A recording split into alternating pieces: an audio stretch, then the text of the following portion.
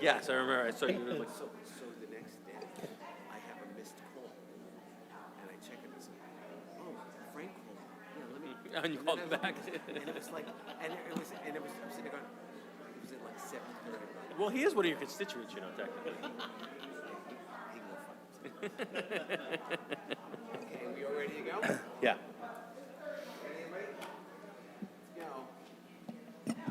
Good evening. This is the Ridgewood Village Council Public Workshop. The date is January 28th, 2026. The time is 7:30 p.m. Adequate notice of this meeting has been provided by a posting on the bulletin board in Village Hall, by mail to the Ridgewood News, the Record, and by submission to all persons entitled to same as provided by law of a schedule including the date and time of this meeting. Roll call. Councilmember Mortimer. Here. Deputy Mayor Perrin. Here. Councilmember Whites. Here. Councilmember Winograd. Here. Mayor Vagianos. Here, will you all please join us in a salute to our flag?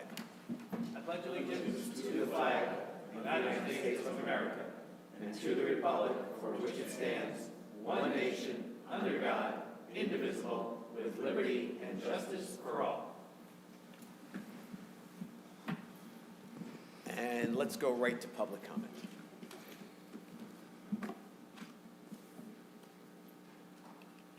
Public comment is limited to 3 minutes per person. After 2 minutes, the bell will ring, and that's a 1-minute warning. And then at the end, I'll say time is up. Good evening. Ann Loving, Ridgewood resident, and actually, that's what I wanted to speak about. In December, in fact, early December, I wrote to the mayor, and I asked him about the origin of these bells that go off. This was a new thing that was introduced. The mayor did not respond to my email. I then came to the mic and asked everybody about it, and nobody responded. And subsequently, we've had a lot of residents at meetings, and a number of them have indicated that they find the bell obnoxious, interruptive, and unnecessary. I think it's really contradictory to your insistence that you never interrupt us, and because it's interruptive. And in fact, on at least 2 occasions, one being my husband, the bell went off and you told the person, "Oh, your time's up." But actually they still had another minute, so it's confusing to you. We have a countdown clock. We can all see it. It's huge. The system that was in place was fine. 3 minutes is up, there's a little noise, and you give everybody another sentence or 2. I would love to have an explanation for this system, which seems just so unnecessary, and thank you. Thank you, Ann. Anyone else? Seeing no one, we're going to go to our hybrid access, where I see Mr. Hallaby is waiting with a comment. Good evening, Rurik. Do you hear me? We can. Yeah, Rurik Hallaby, resident of Ridgewood for almost 57 years. Speaking about trees, I'm an environmentalist and I love trees. I would like to ask Deputy Mayor Pam Perrin to see what she can do at the next Green Ridgewood meeting to resuscitate the 1,000-acre initiative. 1,000 acres does so much for the environment. It cuts down on the acreage of lawns and thus reduces the use of water and chemicals. It also encourages the planting of trees by individual homeowners. I understand that there are some 8,000 homes in Ridgewood.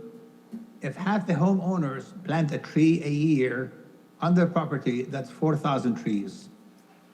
The most important thing about 1,000 acres is that it encourages Ridgewood residents to be passionate and to be engaged about the environment. Yes, with 1,000 acres, Ridgewood can plant a multiple of the number of trees some are asking the village to plant. As some of you may remember, I have called for an arboretum of native trees at Shedler. It can be used to help educate Ridgewood's residents in the choice of trees they can plant. Thank you. Thank you, Rurik. Thank you, Robert. Anyone else? Seeing no one, I'm going to close public comment, and we will begin with our agenda. Keith? Thank you, Mayor. Tonight we have 2 presentations. The first is the introduction of our new management personnel. So I'd like to ask Bill Bierwas Neil Gallone and James McGrath to come forward. As they do, and as the council is aware, we have experienced some leadership changes as we enter into 2026. The changes are being made to fill positions, yet continue the progress that we have started. I also believe that these leadership changes will bring our organization to the next level, and following these appointments, it will strengthen village operations and support our long-term goals. Tonight, I'm here to introduce these three gentlemen to you. First, on the Ridgewood Water Deputy Director position, with the departure of Michael Kors as our business manager, I worked with Rich Calby to restructure the position into the role of Deputy Director of Ridgewood Water. I'm pleased to announce that William Bierwas has been promoted to this position. Mr. Bierwas has served as the chief operator at Ridgewood Water and has been with the village for over 10 years. His experience, institutional knowledge, and dedication to service make him well-suited for this expanded leadership role. Bill, you want to take a minute to introduce yourself? Yeah, thank you, Keith. Thank you, Mayor Council, for having me. Bill, if you could speak into the mic, make sure the light is on. Sure. There you go. Thank you. So good evening. For those I haven't met, my name is Bill Bierwas, and I serve currently as a Deputy Director of Ridgewood Water. I bring just under 25 years of experience in the water and wastewater industry. I've worked at 4 different public utilities, hold a bachelor's degree from William Patterson, and the highest level water distribution license and second highest water treatment license from the state of New Jersey. Public utility service is also something I grew up with. Much like you're going to hear from Neil, I come from a family with a strong utility background. My father served as the director of operations at a neighboring utility for over 35 years. He's currently a licensed operator, and he's representing a combined 50 years in the water industry. Much of the holiday time in my house was spent talking water, something my daughter and my mother can readily attest to. Here at Ridgewood Water, I've served as both the assistant superintendent and superintendent, overseeing a staff of more than 30 employees in the distribution, treatment, and laboratory divisions. In that role, I was directly involved in the design and implementation of all PFAS treatment facilities and served as a catalyst for the overall PFAS centralization effort. As Deputy Director, my responsibilities expand to include oversight of customer service, meter and markout, and recently the engineering division. I will also support the Director of Operations, Mr. Richard Calby, with capital planning, budgeting, overall utility direction, regulatory coordination, communications, and emergency response, just to name a few. Looking ahead, my primary goals are to complete the lead service line program in all 4 towns within the NJDEP timeframe. I'd also like to complete the PFAS centralization project by 2027 and eliminate those quarterly notices as soon as possible. Lastly, I'd like to look into some green initiatives, maybe solar, get our utility bills down. I want to end by sincerely thanking the mayor, council, Keith, and Rich for the opportunity to serve the residents of Ridgewood and neighboring communities in this new role.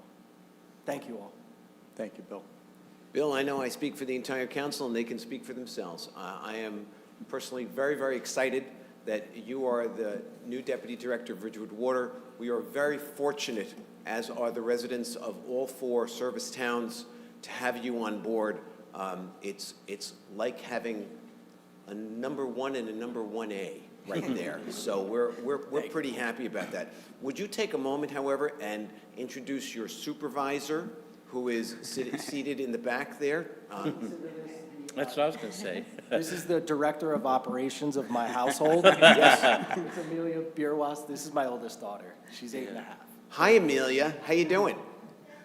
Good. Thanks for being here tonight. She's the real boss. You'll keep an eye on Dad for us, right? Make sure he's doing his job? Thank you very much. Good. Good. Bill, Thank you, welcome. Paul. Yeah. Thank you so much. Thank you. Mayor, our second introduction tonight is our new Director of Public Works / Village Engineer. With the retirement of our former engineer, Chris Rudishauser, I'm pleased to announce the appointment of James McGrath, effective January 12th of this year. During the transition period where James had the opportunity to overlap with Chris, they've worked together to ensure continuity and a smooth transfer of responsibilities. James brings with him experience in both the private and public sector, having served most recently as the city engineer in the city of Patterson and with prior experience working with a consulting engineering firm. So, James, welcome. If you want to take a moment to introduce yourself. Thank you. And I want to preface this by saying that I missed an entire paragraph of what I meant to write down, so I'm going to try my best here. Good evening, Mayor, Council, residents of Ridgewood. I've met a few of you. The rest of you, I'm sure, will work together. I want to thank you for this opportunity to introduce myself. My name is James McGrath. I'm honored to now serve as the village engineer and the director of the Public Works Department for the village of Ridgewood. I've got 15 years of experience in the private sector, and most recently I was the municipal engineer for the city of Patterson before starting here a few weeks ago, and I've gotten right into the deep end. I've spent my career in both the public and private sector, ensuring projects are under budget and on time. I have experience working with elected officials, working with the public, making sure the public gets the infrastructure that they want, need, and deserve. My primary goal here in Ridgewood is to provide customer service to the residents who need it and deserve it, and I want to be a reliable resource for all you here on the dais as well as everybody else in Village Hall and beyond. I think this role is best served not by just sitting in the engineering office developing plans and specifications, but I want to be able to listen to people's problems, problem solve, and help you guys make informed decisions on projects throughout the village. In the near term, as you all know, we're working on bidding out for the pedestrian bridge at Habernickel Park. We're working on the traffic signal intersection at the intersection of Oak Street and East Glen Ave, and obviously we have the Shedler rebid coming next week. I look forward to discussing with all of you these projects in more detail, and I want to make sure that you guys have the information you need, so please don't hesitate to reach out. I also want to take this opportunity to thank all the people who have been working basically 24/7 in streets and fleets, pollution control, as well as traffic and signal, getting through this storm for you guys, for the residents. I've been working with Keith and all those guys to make sure that the snow gets removed and everybody has access to all of their sidewalks, the fire hydrants, the streets throughout the entire village. So I would be remiss if I didn't put the onus on them and the amazing work that they've been doing. I'm excited to be here. I'm grateful for the opportunity, and hopefully we can all work together for many years. Thank you. James, welcome. We're so happy to have you on board, that you started at the deep end of the pool. In case you didn't know, there is no shallow end of the pool in Ridgewood. It's all the deep end. But we are really happy to have you on board. If the 12 to 15 inches of snow was your first effort, we're giving you an A+ to get started. So thank you very much. We really appreciate all your efforts. We're pretty sure Chris Rudishauser sent that storm over the weekend. So. Yeah, that was his fond farewell. And then lastly, Mayor, effective January 1st of this year, the Information Technology Department and the Ridgewood Water GIS Division has been combined into a single department, centralizing all technology-related functions under one organizational structure. Neil Gallone, who's with us tonight, has been appointed as the Director of IT and GIS, and Dylan Hanson will serve as the Assistant Director of Information Technology and will continue in his role as the Chief Information Officer for the village. This consolidation will improve coordination, efficiency, and strategic planning across all technology systems. And I am pleased to have Neil in this position. He brings with him a wealth of knowledge building out the GIS division over at Ridgewood Water. He's also fourth generation employee at Ridgewood Water. So Neil, welcome. And if you'd like to take a minute to introduce yourself to the council and the public. Yeah, of course. Again, my name's Neil. I think you guys have all probably met me quite a few times at this point. So thank you, Mayor, Council, and the public. I'm honored and grateful for this opportunity to serve as the Director of IT and GIS for the village, and I sincerely appreciate the confidence that you all are putting in me with this. As Keith said, I am a fourth-generation employee of the village of Ridgewood, and I have a family legacy of over 80 years. I'm currently serving my 25th year of service, and until now, every single year was to Ridgewood Water. I began in 2000 as an intern for the GIS division, and over time I had the privilege of growing into the role of a GIS manager in 2016. Along the way, I helped build a strong, dedicated team that led efforts to modernize technology, improve workflows, and support informed decision-making. During my time at Ridgewood Water, I worked closely with all the divisions of Ridgewood Water, and I've also worked with the other departments within the village to support their daily operations, their long-term planning, and public services. Stepping into this role will now allow me to build on that experience and continue to serve the village that I care about so deeply. The position represents the coming together of three very strong teams to one unified department, and each team has built a solid foundation, and my focus will be on strengthening the collaboration between them, improving communication, and aligning our efforts to better support the staff and the residents. A key priority, working closely with our new village engineer, James, to ensure that he will also get the access to the same GIS-driven technology that has helped Ridgewood Water remain on the forefront of data and asset management. I want to take a moment, though, to acknowledge the exceptional teams that I have the privilege to work with. To the IT staff, Gabriella and Mark, I want to thank them so very much for welcoming me and their continued dedication under Dylan's leadership to keeping our systems reliable and secure throughout all these years. And to Dylan, after working together for over 20 years, I step into this role with great respect of what you built and the expertise you bring. I'm confident that together we will continue advancing the IT division and delivering a high level of service that this village expects.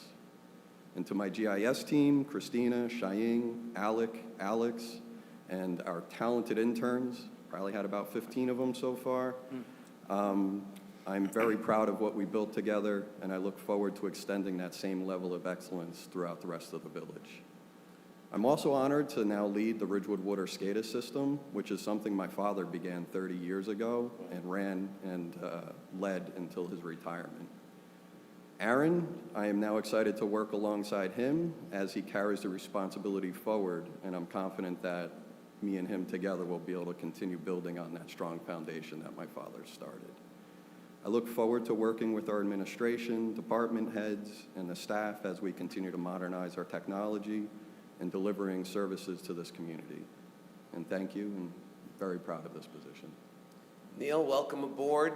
And again, you've been here, but this is a new position for you. It's one that is so urgently needed. I mean, again, we have a great IT department, but as we all know, time marches on and we need to make it as strong as ever. And we know that with your leadership and your background, that it's going to be a top flight IT department.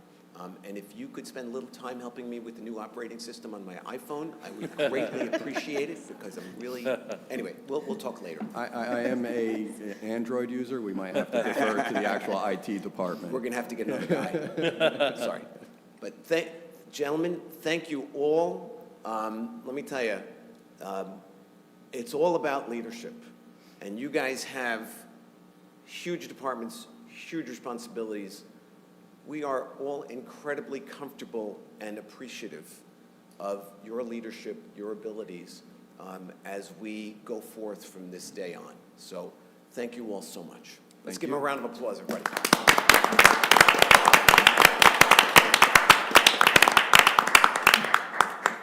You guys have a good night. Yeah, thank you. Thank you, guys.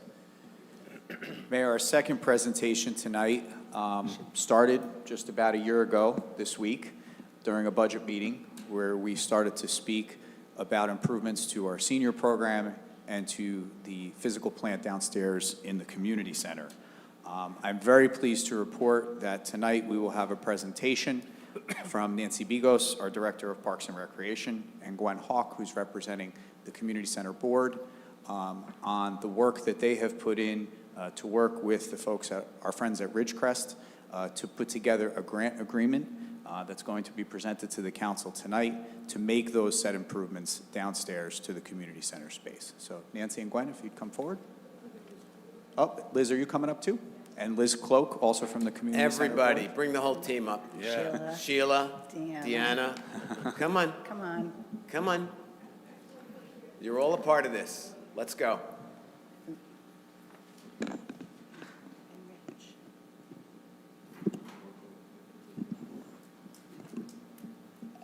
Wait, Rich, you should come up too. Okay. Rich's part is later in the evening, I believe, so, but we might mention your name now at some point, so.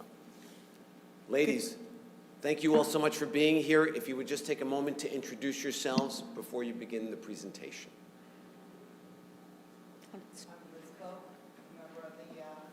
Button on. Just check to make sure the green light is on. Thank you. My name is Liz Cloak. I'm a member of the Park and Recreation Commission and also the Foundation, Ridgewood Community Center Foundation Board. I'm Gwen Hauk, and I am the president of the Community Center of Ridgewood Foundation. And I've been on that board since it was founded in the year 2014. Good evening again. This is the third time this week for you and I, Frank. So thank you. But good evening, Mayor and Council. Nancy Bigos, Director of Parks and Recreation. Good evening, Deanna Shablik, the Recreation Program Administrator, Senior Citizens for the Parks and Rec Department. Good evening, Sheila Brogan. I'm also on the Foundation Board and on the Community Center Advisory Committee, and also co-chair of Age Friendly Ridgewood. Welcome, everybody. Thank you all for being here. Thank you for the incredible work you've done on this project. Why don't you tell us a little bit about it? Thank you. Good evening, Mayor. So as Keith mentioned, about a year ago, we were challenged with the concept to come up with a premier community center. Members of the Community Center of Ridgewood Foundation, professional staff, have visited multiple community centers throughout Bergen County. We have researched studies on aging in place, the trends of our senior citizens. We've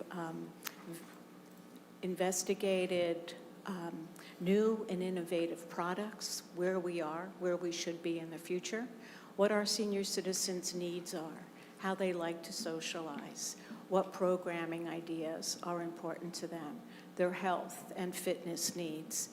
We have written, rewritten, and rewritten the senior citizen proposal that we presented to you several months ago. We wanted to have this vision of what would be the premier senior citizen community center for the village of Ridgewood. As we did this, we realized that funding was also going to be part of our challenge. We decided internally that we would need to be able to fundraise ourselves. We would be able to look for outside grant funding. And concurrently, we had the opportunity for us to apply for a grant, which would make all of these dreams attainable for us. This evening, I'd like to introduce again to you both Gwen Hauk and Liz Cloak, President and Vice President of the Community Center of Ridgewood Foundation, and ask that they share their findings with you. Thank you, Nancy. Again, my name's Liz Cloak, and speaking on behalf of the Ridgewood Community Center Foundation, I would like to thank the Ridgewood Senior Citizens Corp from the bottom of my heart for their extraordinary donation of $231,000 and for placing their trust in a partnership with us and the Village of Ridgewood to help build a better tomorrow for our community. This remarkable gift, used to create a state-of-the-art senior center offering expanded programming, more inviting social spaces, new exercise spaces, more dedicated staff, and better overall ambiance, will benefit the young, the old, and all who use the community center or visit Village Hall. Your gift powerfully illustrates how individuals, charities, and foundations share our belief in the enduring virtue of supporting the generations who came before us and those who will follow by donating directly to the Community Center of Ridgewood through our foundation. The true power of philanthropy lies in its capacity to create lasting, positive, and social change by channeling resources, time, and skills toward critical, often overlooked societal needs. It transforms lives, it strengthens communities, and fosters a sense of purpose and fulfillment, not only for the donors, but for the recipients. And I might add, it's an incredible example to our kids. Thank you to everyone involved for stepping up for our seniors, for being so generous and kind, but for most of all, for being wonderful neighbors and terrific friends. Thank you so much, Liz. By the way, just want to check something. Did you say $231,000? Because I could have sworn that you only asked for 82. Let's start at 75. Very impressive. So I would like to say more about the journey that brought us to the final number. Again, it's not written in my speech, but it was arduous, but we were really nurtured by our donor foundation, and their mission is to improve the lives of seniors in the Ridgewood vicinity. And I can't quote it verbatim, but that's the general mission. And their board of about 7 members, I think, Rich, is it? They scrutinized our presentation, and that was last August when we pitched our request to them. And we, it was an awful weather day, and we invited them all to come to the community center, but you had the flood walls up and everything, and we just thought we were starting on our worst foot forward. And some of the members of the Ridgewood Senior Citizens Corp board joined via Zoom, and some came and actually sat in the community center on our worst day, and we impressed them. They liked what we had to say, and they liked our courage and our vision and our thoroughness, and we grew together from August to last month when we finally hashed out our final draft of the contract agreement. And the number increased as we scrutinized our budget, and we realized we really did need an architect, and we really did need a designer, and we really did need someone to oversee the construction process. And with the fees associated with that and other things, our grant amount increased accordingly. And so we really can't thank the foundation, the Ridgewood Senior Citizens Corporation, for caring about our project and agreeing to foot the entire bill and not saying, well, we'll give you half of that and you'll have to put this off till next year.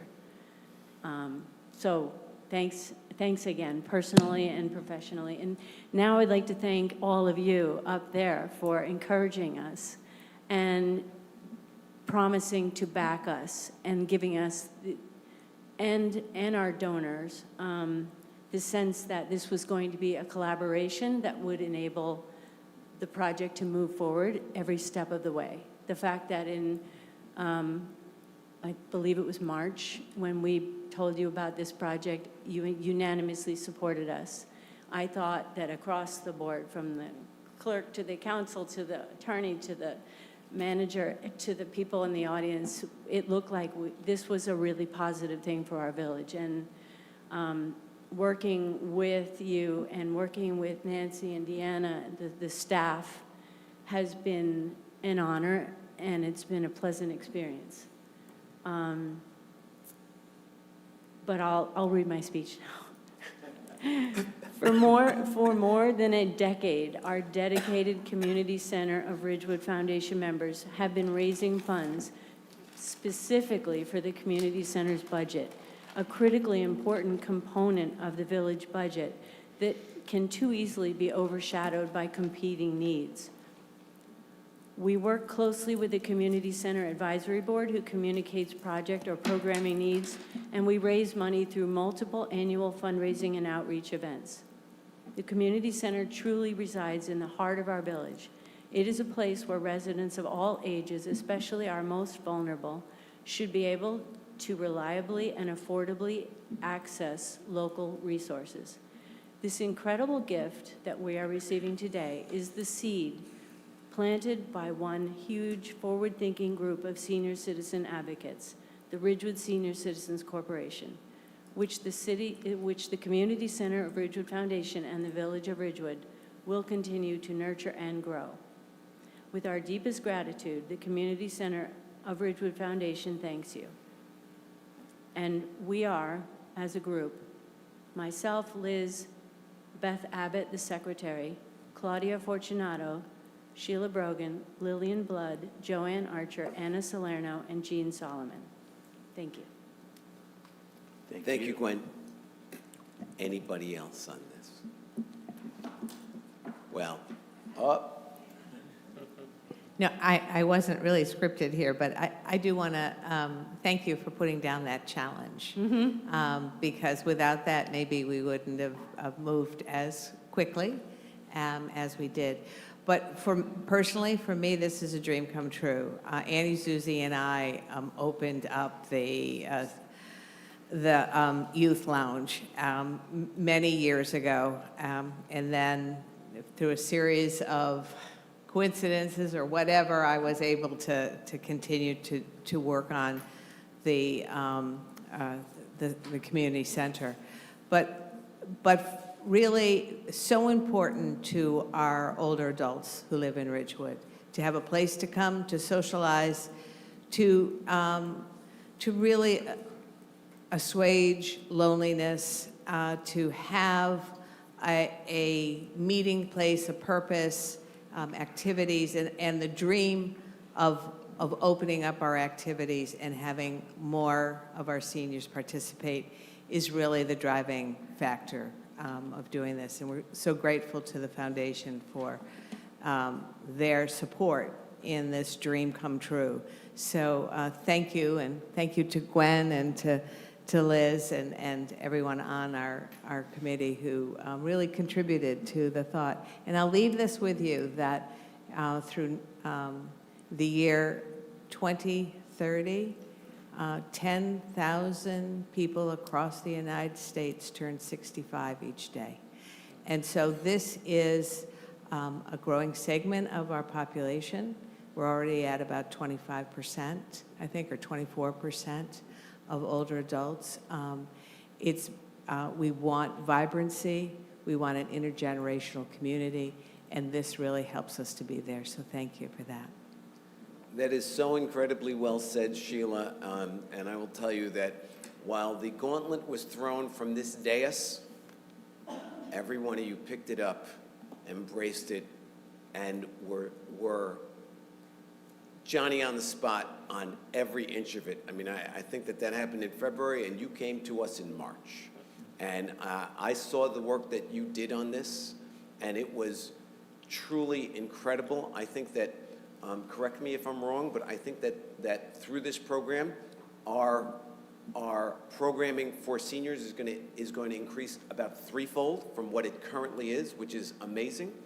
And the hours are going to go from a handful of hours a week to something like 40 hours a week, so that people can just come on in and say, yeah, I'm not doing anything. Let me go see who's down at the senior center, which is really what it's all about. So, as you said, this is about fighting loneliness and maintaining vibrancy. At this moment, I'm going to ask Rich Barkley to come up, because Rich, you and your foundation have really made this all entirely possible. Please come up to the mic over here so that we can hear you. Yep, right over there. Probably won't get shot, but no promises. Rich, I remember when the community center board asked for $75,000 or $80,000, and you just kept increasing that number That's not, just so you know, in the grant world, not that I'm that familiar with it, I don't think that that happens that often. So why don't you tell us what you saw? We saw a fantastic project that was underfunded. I mean, it was simply as that. And there were a lot of reasons why for that. I think a lot of the board and the village employees were doing the best they could, trying to get every penny from the dollar that they could get, but it just didn't seem to us that it was on track to really get done in the way it should be done here in Ridgewood and the way we wanted it seen done here in Ridgewood. So we just kind of pushed on and pushed on. And I think where we are now is fantastic. I think that I was going to say the hard part's done, but I think the easy part's done. Now you got to put it into action. And I look forward to seeing it, and we're just happy that we can help. Well, let me just say that whatever percentage of people in our village who are seniors, and I think it's something, as you said, like 25%, always bear in mind that the work that you have done here and the contributions that you have all made don't just affect them, they will affect generations of seniors going forward and generations of family members who are concerned about their parents, who are saying, gee, I hope mom's got something to do today. I hope dad's got something to do. So you have made so many lives better going forward. I open it up to the council if anybody would like to add to the good feelings that are shared today. So I will. So I was going to say when the engineers were here, like such important work, obviously engineering infrastructure, but I want to say the same thing to you, like absolutely such important work. As many of you know, my kids did both their mitzvah projects benefiting Ridgecrest. It's a wonderful place for all generations, and while the beneficiaries of this grant will be older adults, it benefits families, it benefits daughters who are caregivers and grandchildren who can see their grandparents and have access to their friends. And I could personalize it, but I am so proud of all of you. I'm so proud of this council not saying no and sort of leaving it as a challenge. I'm so incredibly grateful to Rich and what Ridgecrest has done for so many people.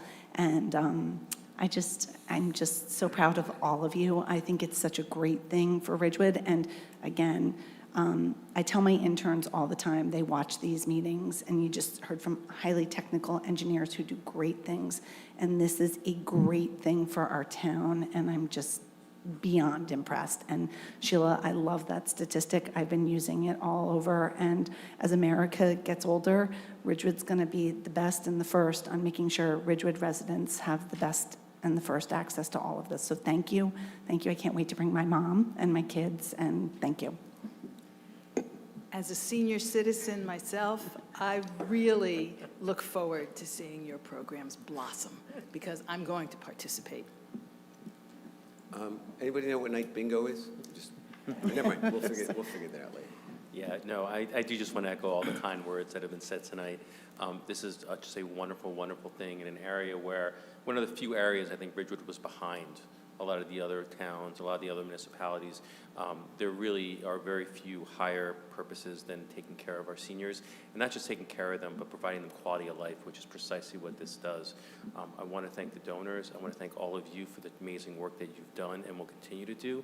And on behalf, I think, of a grateful village, thank you all. And I just want to say, is like a bunch of us were on Parks and Recreation board meeting last night. We got to celebrate, and being on PRC board, I get to see how much hard work you all put into this, and just I'm proud to serve with you. So thank you for all you do. Mayor, if I may suggest, why don't we visit item E1 now on the agenda while folks are here? Suggestion. So Matt Rogers finalized the grant agreement, which procedurally will be between the Ridgewood Senior Citizen Housing Corp. and the Community Center of Ridgewood Foundation, which is a nonprofit organization. The village obligation is the $75,000 in staff funding, which we discussed Monday night when we spoke to Nancy about her 2026 budget. That is a 3-year commitment, as it's outlined in this agreement that would be signed by both parties. So what we would be doing is we would be accepting the $231,000 donation.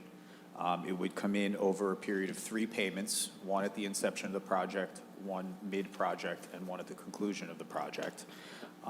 And the council action that is necessary for a resolution on February 11th would be a formal resolution accepting the gift as we have with other donations that have been made in the past. Questions, comments, anybody? Anybody have any objection to accepting the $231,000 donation? No, I did just want to say thank you to Matt. The agreement was very straightforward for me. It's very well written. No objections, just appreciation. Yep. Thank you all. Thank you all for making this happen. We're all very excited to see this thing, as Pam said, blossom and unfold. So be safe tonight. Be well. Thank you. Have a good evening. Thanks. Thank you. How about a round of applause? Here we go. Thank you. Thank you. Thanks for that, Frank. You're welcome. There you go. Yep. Good job, Gwen. Okay. And with that, let's go to our manager's report. Thank you, Mayor. First off, I want to start with the obvious. Ridgewood, New Jersey experienced 15.3 inches. That's the official number of snow over Sunday into Monday. I want to first thank all of our blue-collar employees, our supervisors who were out there and who have been working on this and our storm response for just about a week now. Our streets division, fleet division, signal, traffic and signal folks, water pollution control facility employees, our parks division, and also our communications director, Carol Balkowski, have been working around the clock, literally around the clock, to address the storm as it hit us and then in subsequent days. Right now, we are in the full process of working with our folks from our streets division, with some help from the other divisions that I've mentioned, to remove the enormous snow piles throughout the central business district and also in our common area parking lots. That work effort is happening between 11 p.m. and 7 a.m. overnight as to not to disrupt the business district. And I especially want to thank James McGrath, our new Director of Public Works and Village Engineer, who was, as the mayor said, thrown into the deep end of the pool right as Chris was leaving. The snow was coming. And I also want to thank Mike Junta, who is the Director of our Supervisor of our Streets Division, for his work and his constant contact over the weekend. We are still in the process of cleaning up. I strongly encourage residents to assist us in this endeavor. If you have a fire hydrant on or near your home, please help the Ridgewood Fire Department clean 3 feet around the fire hydrant in all directions. I can tell you that each of our platoons that have been out there since the storm have been trying to keep up with clearing the fire hydrants, but we have over 700 fire hydrants in the village of Ridgewood. So the fire department is doing the best they can. We can certainly use the assistance of our residents in that endeavor. We also need residents who have not yet cleared their sidewalks or their corners to come out and make that so. We have walkers who are trying to get to school. We have heavy pedestrian traffic throughout the village despite the snowfall. But we are working very hard with our streets division, and water pollution control has taken some initiative to try to clear the corner sidewalks which have larger mounds of snow. And we are working through that. And the police department also was deployed Monday morning to identify some of those larger areas, especially on the corners, where residents would not be able to remove the snow themselves, and we've tried to supplement that with our village operation. On a whole, I think our team did outstanding. We have not had that many complaints other than some uncleared sidewalks and some uncleared corners, and code enforcement is continuing to go out to enforce with residents those who have not yet cleared the path. So that's that. Also wanted to report tonight, we had the affordable housing ruling come down from the federal court judge. He ruled against the 27 municipalities that were part of that litigation. We do have a review that's ongoing currently with our municipal planner Beth McManus and with Matt Rogers, and there will be more about that affordable housing ruling before the vote on the zoning ordinances, which is slated for February the 11th. Also implemented in the weaning hours of the Murphy administration in Trenton, the legislature passed and the governor signed a new e-bike law, Yes. which will require licensing. We've put communications out through our social media channels and in our weekly update. So to those parents whose children currently have e-bikes or are preparing to buy an e-bike for their child, we ask you to review those materials so you are aware of the new e-bike law. We are halfway through our budget hearings. We had 2 meetings already. We have 2 more set. One is for Monday, February 2nd. The second meeting is on February 9th. Both begin at 5 p.m. And we are hopeful to introduce the budget at the February 11th council meeting. I will note that after talking to Heather and knowing that those affordable housing ordinances are on the agenda for February 11th, we have re-advertised that meeting. That is our public meeting for the month of February. That will be a 6:30 start time for the public meeting out here on the dais. We will start with the budget. That will be the first thing on the agenda, and then we will move into the rest of the public meeting agenda, including the affordable housing ordinances. But in an effort to try to prevent going beyond midnight, which is what happened at the January meeting, we are going to start an hour earlier, recognizing that we have the budget to consider. Thank you, Keith. PSE&G is planning a tree pruning initiative throughout the village. We had a preliminary meeting with them last week before the storm. We are being very careful about notifying residents, and PSE&G has committed that their independent contractor will notify residents whose trees will be affected. There will be more communications coming out about that. We'll also be able to supply a map that indicates where PSE&G will be working and doing the tree pruning. I know in the past this has been a source of consternation amongst residents in the village because sometimes the contractor that PSE&G uses does not do the best job aesthetically of addressing this situation, but we've put them on notice that we have a higher expectation this time around. As Mr. McGrath mentioned earlier, the bids for the Shedler remediation project are due on Tuesday, February 3rd. Also on February 3rd, we will be hosting our community forum on parking in the downtown. That meeting is scheduled for here at Village Hall that Tuesday night, February 3rd at 6:30 p.m. Also pleased to announce that Valley Hospital has reconciled their tax lien through the fourth quarter of 2025. So they have paid, and the person who was holding that tax certificate has been compensated. Also pleased to report that today we signed the PBA contract. I want to thank the committee, Kyle Monton, Jay Chuck, and the other gentlemen who sat on the committee for all of their positive work.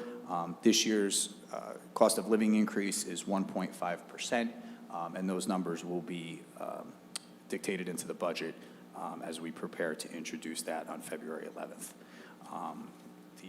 Just a few announcements here. The Village of Ridgewood is selling 2026 Ridgewood parking permits in the lobby of Village Hall. Please bring your driver's license and copy of your registration for all the cars in which you wish to purchase a permit. We cannot issue permits without those documents. Couple reminders about snow. Please make sure that you are clearing your sidewalks, and also please make sure that all garbage and recycling is brought to the curb for the foreseeable future until it's announced otherwise, so that we can keep our employees safe as they collect both garbage and recycling. The Ridgewood High School Jamboree 2026 celebrates their 80th show, Lights, Camera, and Jamboree, on February 5th, 6th, and 7th at BF Middle School. You can visit rhsjamboree.org for tickets. All village offices and departments will be closed on Thursday, February 12th, and Monday, February 16th, in observance of Lincoln's birthday and President's Day. There will be no garbage or recycling pickup, and the recycling center will be closed on both days. Please check your village calendar for garbage and recycling pickups for these 2 weeks, as they will change due to the holidays. We also encourage you to sign up for the Recycling Coach app, which will allow you to see all of the changes straight from your cell phone. And upcoming village council meetings, February 4th is a work session, February 11th is a public meeting, February 25th is a work session, and as I mentioned earlier, we have 2 budget meetings on February 2nd and February 9th, both start at 5 p.m. That's all I have, Mayor. Keith, I have just on the PSE and G, that years ago, prior to anyone on this council, PSE and G was here to present the work that they're doing. And I think that I'd like to see if we could do that again, because as you said, a lot of times they don't do a good job and they actually destroy trees.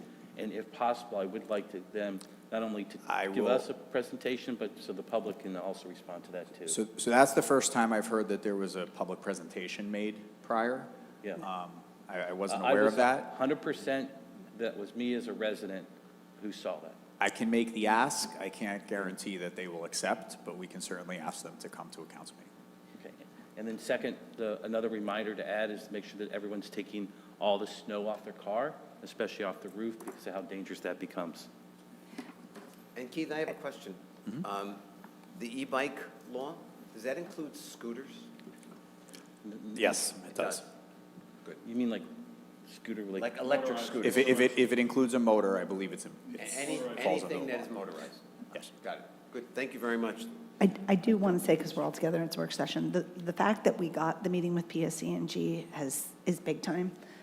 This has been a clamoring from Shade Tree, from Declan, and we've seen templates, Frank, I can forward it to you, of the communication, because there's several problems. One, when Ridgewood does the work, there's more interaction, but when they come in, it's shocking, and then it's doubly shocking because, they kind of Edward Scissorhands it, and I think it's great that we've established a connection. I'm really grateful that it happened. I know that Shade Tree really has wanted this for 3 years, so I think it's a good first step, and I'm anxious to see.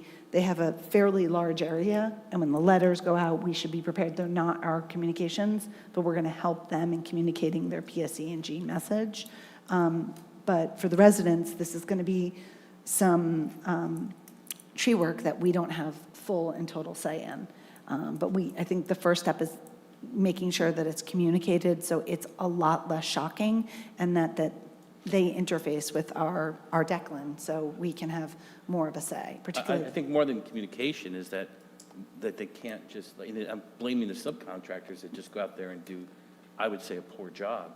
No, agreed. That's, to me, the most. Well, that's the compounded problem. The one is that nobody knows they're coming. They come, and then it's done, and there's feedback on the less than desirable. So it's the first step. You can't go in and tell somebody else how to do it, but I am grateful that we had the meeting and that the connection started, and I'm really anxious to see the communication go out, because like for our team, if we have a problem, we pretty much know about it right away, and they're used to handling the residents, and we can have more of a discussion or even change the project. It was a challenge to get the internal meeting. So I can't guarantee that they will commit to come here. They also, during the meeting, indicated us that they were going to start in early summer. The next day, I received word that they wanted to start in April. And today, I received word that they wanted to start in 2 weeks, which I denied, because the policy of PSE&G is to give the residents 45 days lead time. And I told the engineering division that the contractor's obligated to provide that 45 days notice. So, I would say they know why we want to talk to them, and Yeah. I think it's an uncomfortable situation for them. So I will press hard to get them here, but I just don't want to make any commitments that I can't. And I would say that they were here making their presentation in probably 2017 or 2018. But that's what. I also, shifting from trees, which is something, is that the removal of the snow in the car is particularly important in Ridgewood and will be more likely to be enforced because that law, its genesis was here. A woman who worked for the Board of Ed's husband was killed by a vehicle that failed to clear it, and she went all the way to the State House. I don't want to mention her name, but there's a lot of, she advocated for it in memory of her husband, so it's particularly important overall. But in Ridgewood, you will be ticketed because many people remember that incident and her call to action, and you should do it anyway. But I don't know if everybody knew that, but that happened here, and that's why the state law exists. Got it. Everybody good? Yep. Let's go to council reports. Frank, kick it off. All right, I have, all of my councils have met since this year. So open space, we met on January 8th. We conferred on teen alignment. We appointed a new secretary and confirmed liaisons. We reviewed the open space regulations / guidelines, the Ridgewood master plan, and then based on those guiding documents, we discussed what goals for 2026 we would like to achieve, including our strategic direction, our targeted initiatives, and what events we want to host and also attend this year. Ridgewood Art Council met on January 12th, and I'd say to all residents, please check out the February issue of Ridgewood Living, because there's a great article on the Arts Council and all the great work that it does. During our meeting on January 12th, we discussed upcoming events the Art Council will be hosting, including we have 2 coming up in March. We have Children in the Arts, which is on March 15th at 2 p.m. in our library. And then on March 26th, also in our library at 7 p.m., is our Artist Talk with Tamara Freeman. The Arts Council events are always free to attend. They're a lot of fun, so mark your calendars, and I hope to see you there. Citizen Safety met on January 15th. We reorganized our committee. We welcomed our new chair and our new secretary. And also Citizen Safety is now meeting in the senior lounge, making it easier for all residents to attend. Site triangle updates. 2 additional properties have come into compliance, and 1 new summons was issued. To date, the total number of compliances is up to 132. E-bikes. It was funny because we actually met before the state law was signed, and this is a big issue for citizen safety. And so we discussed different ways to educate the public on the need for safety. For anyone that's wondering about this, about a month ago, the New York Times had a great article on the safety issues with e-bikes, and I would encourage everyone to read that. I also want to commend the Ridgewood Police Department for their leadership in an educational campaign that they're putting together on e-bike safety. So keep an eye on social media for what they have planned. Additionally, CSAC itself is going to launch a social media campaign that is going to proactively cover various safety initiatives and educational advice that's going to go out throughout the year. We're working with the village's communication director, and so that should be informative as well. Additionally, that Ridgewood Police Department announced that a 3rd officer is being assigned to the traffic division, which just shows how Ridgewood is committed to making our village a safer place. And actually, Parks and Rec met yesterday, last night. We reorganized that committee. We welcomed a new chair, a new vice chair, new liaisons to our other committees, and we welcomed new committee members.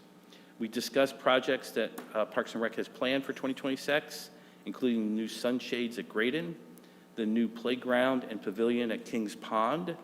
And speaking of Kings Pond, we learned on Monday from Nancy that there's actually a beaver family that's living at Kings Pond, which I personally think is awesome. Do they have a CO? Well, no, they continue to live rent-free, but we talked about this at Parks and Rec, and we're going to try to get a field trip to check them out and then see maybe that should become our new mascot. I don't know. So we'll keep hearing about the beavers in the future. And also we discussed some of the renovations, like our skate park we're going to be redoing, which apparently we found out that has a pretty wide range of fans going all the way to Pennsylvania about our skate park, which is wild. We talked about the Recreation Job Fair, which is coming up on March 16th, and that's how we get a lot of our summer employees for Graydon Summer Camp, lifeguards, and et cetera. And then finally, we also talked about what we just heard about, all the great stuff that's happening at the community center. And so I just want to say, haha, I heard about it before all you did. And then, and finally, we talked about the Daffodil Festival, which will be on April 25th this year. And that concludes my reports, Mayor. Thank you, Frank. And I just found it fascinating that with this new senior program, you didn't comment on, never mind, it's not a big deal. Siobhan. Sure. So I just want to begin and say thank you to the Streets Division, but also thank you to the Parks Department, who was out there as well on Sunday. I was in town early before the heavy snowfall started, and I just want to remind people that the items that we're buying during capital were all out in use. It wasn't just the streets division, it was the Bobcat, Vets is here, it's cleared for walking. So thank you to everybody, Mike Junta's whole division, Nancy in the parks. It was an awesome cleanup, and I'm just very grateful they left their warm houses and made a lot of things happen for us. Access and Stigma Free had a joint meeting because there's a duality of, what impacts the family. We made connections between each of the groups, and we came up with the centralized theme that we were going to focus on caregivers. Obviously, if you're in a stigma-free situation, there's a family member handling many elements of the care, and similarly with access. And we're going to be hosting a guest speaker, possibly at the Ridgewood Public Library, to talk about some of these things, ranging from the stuff, like the physical stuff that you need, to the actual time and some caregiving tools. I want to thank the Board of Health and Jamie Davis and everybody on both those committees who were open-minded to the fact that these two committees deserve to be separate because they're separate issues, but there is a lot of commonality. So thank you to everybody who made that happen. I also want to say thank you. I had the luxury of hosting during January PAC 35, the Boy Scout troop from Somerville, from Tim's son, and they were wonderful, and they're going to be partnering with Shade Tree on some ideas, including growing trees on private property from an acorn, which is a really novel idea from some of our Shade Tree interns. So you really have not lived, and Paul, I will not tell you how excited they were to take over your spot and pretend that they were mayors and run votes on all sorts of things.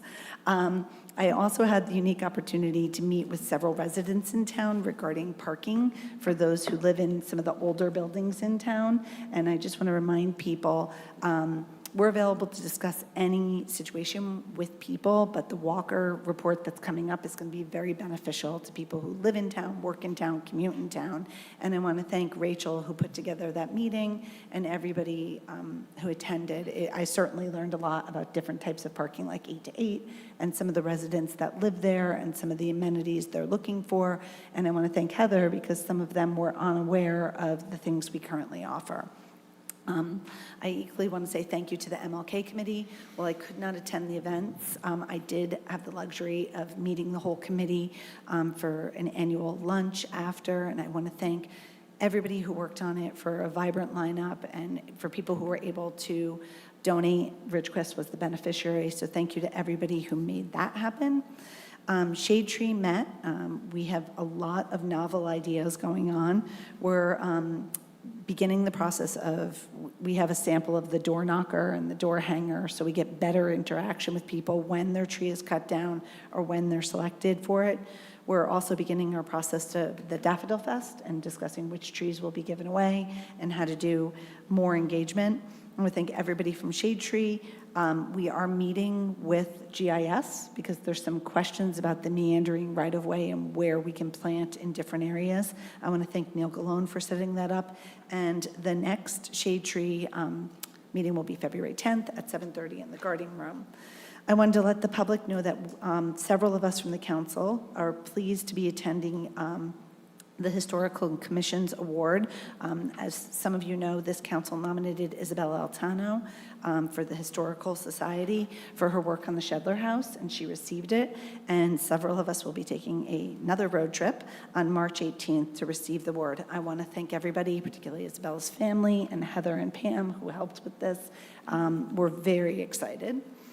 I also had a meeting, and I'm pleased to let the council and the community know that we have engaged a new forester, a female forester, which I think is wonderful, that's local for our community forest management plant that we need to be a tree city, and you'll be receiving more of that. She's full of resources. She had a lot of ideas on how to engage utilities, and you're going to be hearing more reporting, but we have to do this like our master plan. We have to commit to the forestry plan. It's due, and we're very, very excited to include the work we've been doing, particularly Adopt a Sapling, because now it will make its way into our plan.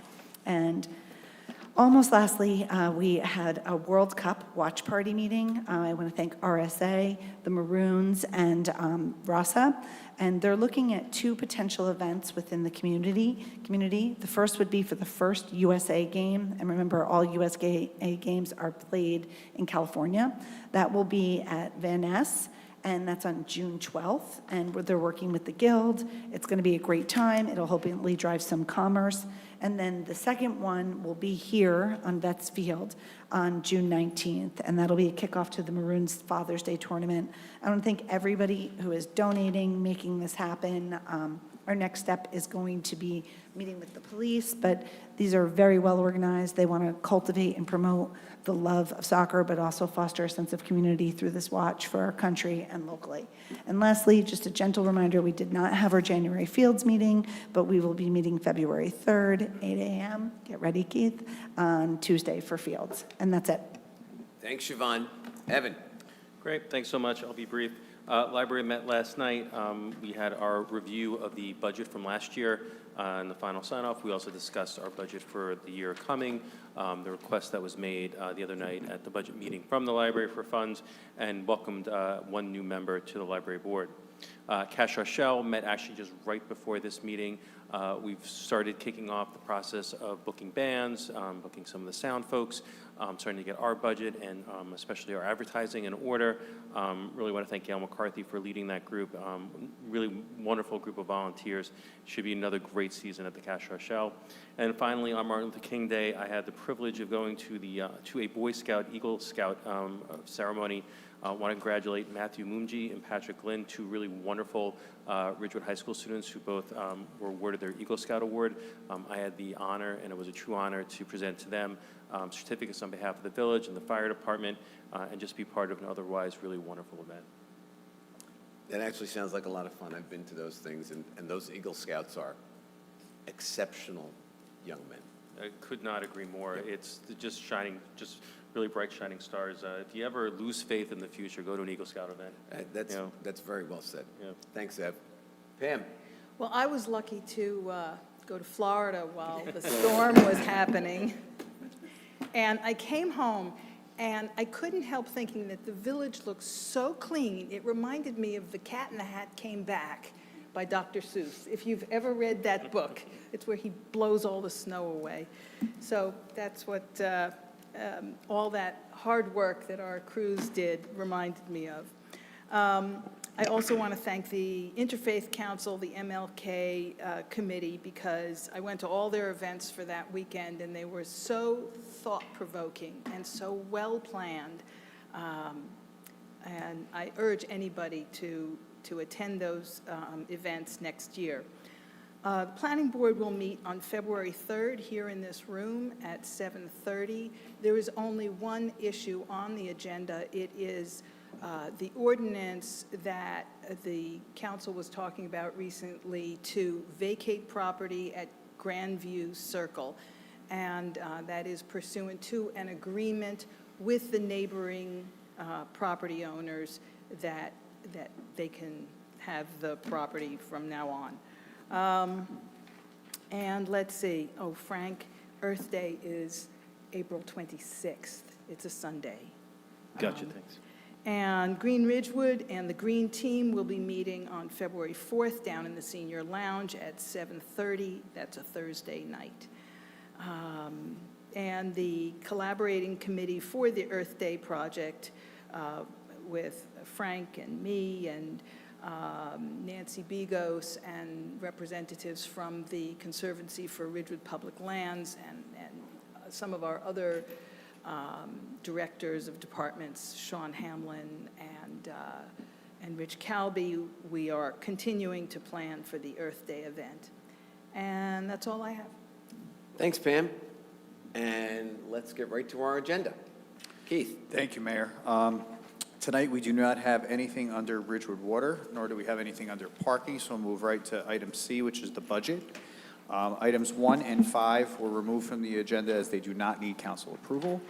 Item 2 is the award of contract under the state contract for purchase of equipment and service for vehicles for the police department. In your packet, you'll find a memorandum from Lieutenant Chuck. This is a request for a contract with Winter Ford of Cherry Hill to purchase, install, and repair vehicles purchased in 2026 with police emergency lights, safety equipment, and other equipment that is needed for our police cars. It is the intention of the PD to use all eligible equipment that's being taken from retired cars before we invest in any new materials, and install them in at least 5 of the vehicles this year. Winter Ford is under a state contract. They have been our vendor for a number of years and has provided excellent service in the opinion of the police department. And this is a contract that would not, the PO would not exceed $140,000. It's covered by the capital budget and some operating expenses. Questions? All good? Okay. Second one is item 3, award of contract under the Sourcewell Cooperative Purchasing Program for the Fleet Leasing Maintenance Program with Enterprise.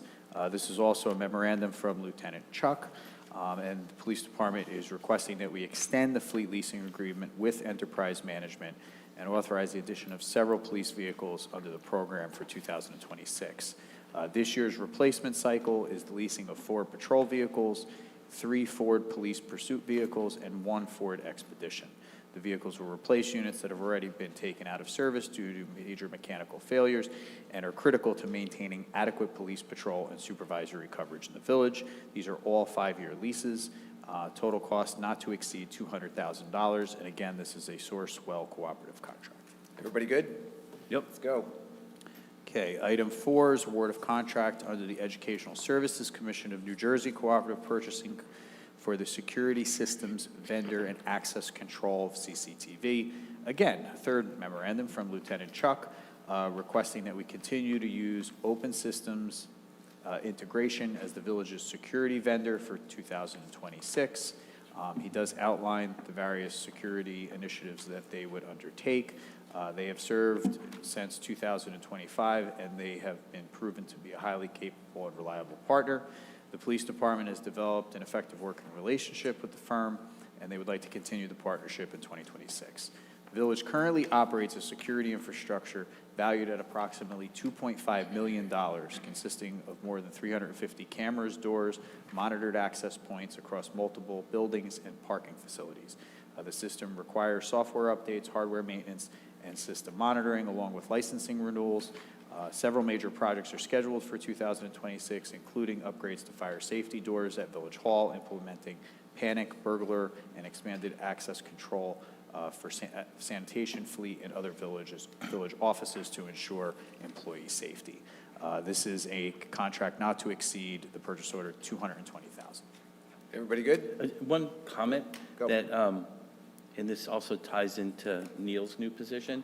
I'm wondering if we should have some sort of presentation or meeting on how AI could impact some of this stuff. Because like with cameras, AI can identify if there's, and make alerts. And then, of course, with AI within the system. So just kind of. So, a couple things about that. So I know Neil is working with the police department and with Dylan to get up to speed on the security aspect of what IT and GIS division will do. I can tell you that anything that is security related, we would need to do in closed session. Okay. So as Neil gets acclimated to his new position, later in the year, we can have that discussion, but I just want to set expectations that any discussion of that would need to happen in closed rather than an open session. Okay, and maybe we do both, like also a non-security with open, because I think AI is really going to make a big impact. Again, at the League of Municipalities, I attended the Governing an AI session. It just makes me think of like looking to the future, and the more we can do that now. And I know Heather's looking at that as it relates to Right. the clerk's office as well. That was part of her budget presentation. Yep. So, okay.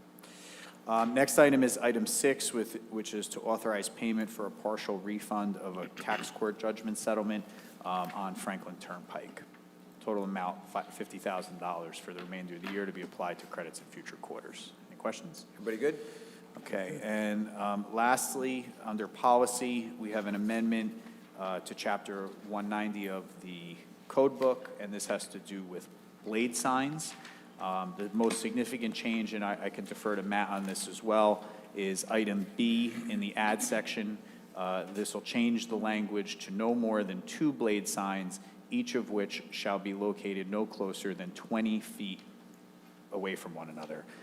That's a change from the limitation to 1 blade sign that existed in the previous language, which is on page 2 under the delete section. I have a question. Matt, did we discuss whether a second floor tenant can have a blade sign?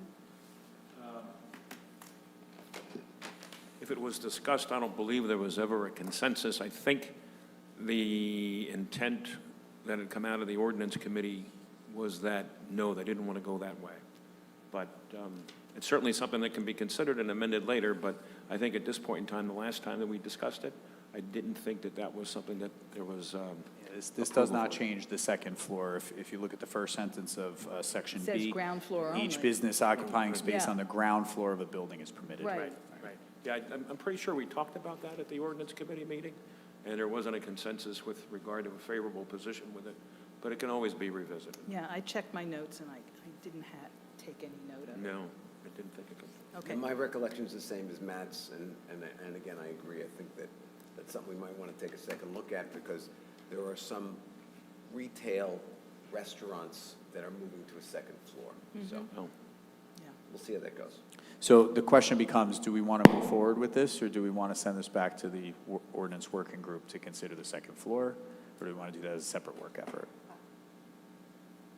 I think we should move forward with this. I mean, I will say just historically, because, you know, here it used to be the whole structure was retail on the first floor, professional services like lawyers above. That is changing, and there are more goods and experiences on the second floor. But No, I understand the philosophy. I just, But I you know, think if there's a desire to change something else in this, should No, we do Keith, it I as a think we- package? I think it's, Yeah, let's just do it I would for now. roll. Move forward? We would have to defeat the ordinance, reintroduce anyway, so we have to go through the same process. You have to, because if you're going to change it to make it available for second,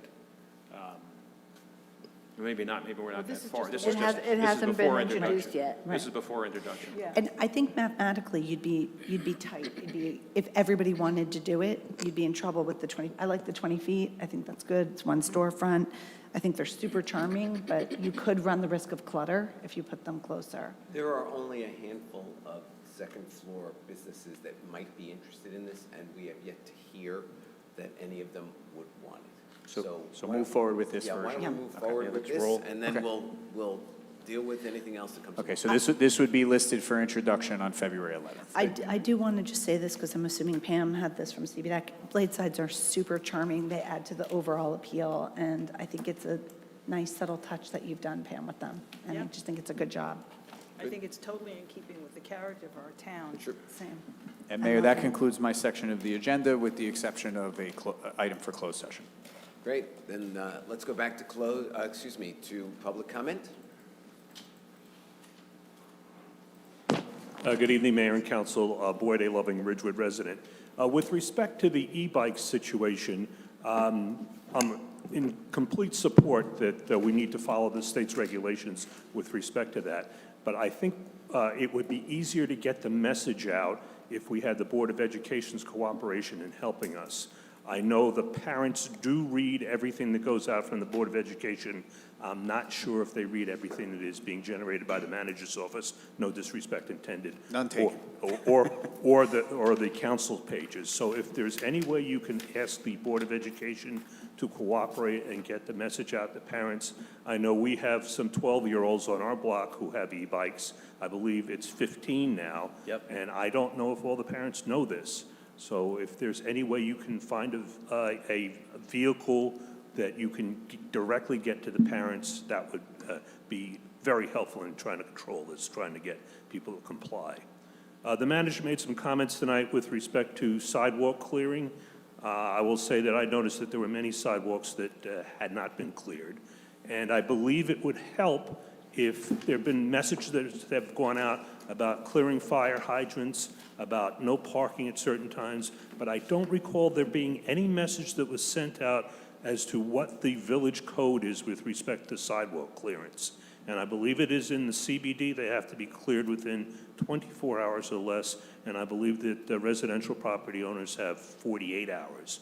I believe it's been more than 48 hours since the storm has been over, and there's still some residences where that hasn't been cleared. I think there are some people, and no disrespect intended to them, they just don't know that they're supposed to do it within 48 hours. They work a job in the city, they come home, and they say, well, I'll get around to it when I get around to it.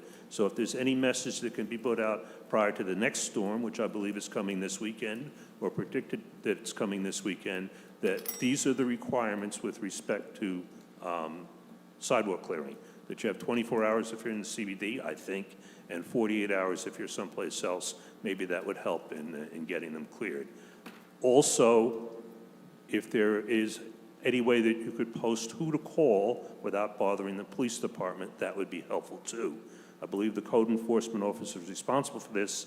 However, the last time I tried to call the code enforcement officer, I was told that I had to provide my name and my phone number, and I don't believe that everybody is going to want to do that. I don't know if Mr. Molina was contacted to find out what that was all about, but to me that's still hanging, and it prevents some people from making complaints or pointing out situations that need to be corrected. Thank you. Thank you, Boyd. Anybody else? Seeing no one, we will go to our hybrid access. Cynthia, you're up. Good evening. Can you hear me? Barely. If you could just speak closer to the telephone, that would be great. Oh, it's the computer. Much better. Thank you. Thank you for the opportunity to speak. I just wanted to piggyback on what Ms. Loving brought up. Would you state your name, please? Cynthia O'Keefe, Ridgewood resident. So I wanted to piggyback on what Ms. Loving had brought up with regard to the bell. And, the question, once again, remains unanswered. And, I just think out of respect, you could come up with some kind of a explanation for the public as to why the bell is necessary. It is quite jarring. Again, you have a time clock that counts down. So, a number of people have mentioned to you that, they find it disruptive to their flow of what they're trying to say. And, we take public comments seriously, as you should as well. And I don't see the necessity for the bell. I'd like some kind of an explanation, but for people to ask week after week why it's necessary, and then nobody comes up with an answer, it's just a little insulting. I just don't understand it. I mean, you've said, I think it was Ms. Winograd who said, the council is so transparent that you're see-through, but that's not the case when you won't even answer the question. So if you would just do us the kindness and, have some mercy, and if we're asking the question over and over again, the public would like to know why the bell is necessary when you have a countdown clock. And, it quite possibly could be jarring to somebody who's a sensory adult who's dealing with issues. And, I don't understand it. I think it's ridiculous, but you seem to like it. We would just like an explanation as to why it's necessary and why it was implemented. Thank you. Thank you, Cynthia. Seeing no one else, I'm going to close public comment. Mayor, just two items. First of all, to Mr. Loving, we've had multiple meetings with the Board of Education. The police department has taken the lead, along with Christine Corliss, the public information officer for the school district, and we are partnering to put out good information about the new e-bike law. So that's already underway. With regard to messaging on the storm, we did put out some things on social media. I don't think it made it into a weekly e-blast about the clearing of sidewalks and corners. Went out Monday, I believe, just to sort of reiterate that. But any suggestions that we can have, or even if you can ID and want to send me the addresses, I will share them with code enforcement. The reason that code enforcement and all the village departments are asking folks for their contact information is for follow-up purposes, which I think I explained at a prior meeting. So, thank you. Anybody else? Yes. To answer your question, Anne, the idea of the bell came from a class that 3 of us took at the League of Municipalities, where they suggested that this is a best practice. However, now that we have it here, I hate it. I find it jarring as well. And for our community, I would suggest we go back to what we were doing before. I mean, there were other ideas in the class that I think are more palatable, that would require infrastructure. So I like the idea of lights. So people who, you can't see the clock from on there. And in the class, it was discussed with case laws and some of the lawyers that you need to be even in the execution. I don't know how I feel about the bell. I think Paul's position as being a chair, it's hard. I think we need something to ensure that we're even and everyone's free speech is the same. I still like the idea of a warning light. They really recommended this as a best practice, so I'd be fine with adjusting the bell if we had something else, particularly for the people who call in. And I do just want to take a moment here. I think what Paul does, invoking and listening and making sure the rules of the meeting are applied evenly to everyone, is hard. And sometimes, he needs, the clock helps, moving it helps. If the bell's unhelpful, I'd be willing to not use it. But I do think we need a warning, because as you guys have seen, some residents do go on and on and on. And when Paul invokes the final time as the chair, it's hard for him. So I don't know. I like the idea of maybe a warning light. The bell was not my idea. That being said, I have mentioned to some of my colleagues that we could go with some other warning that is less jarring. And I would ask Heather if you could possibly look into something like that. I know that some of my colleagues have mentioned to me that I am too lax in administering the final moment, that I let everyone go 30 seconds beyond. Some people go beyond that. I try not to interrupt them at that point, because I want everybody to have the opportunity to be heard.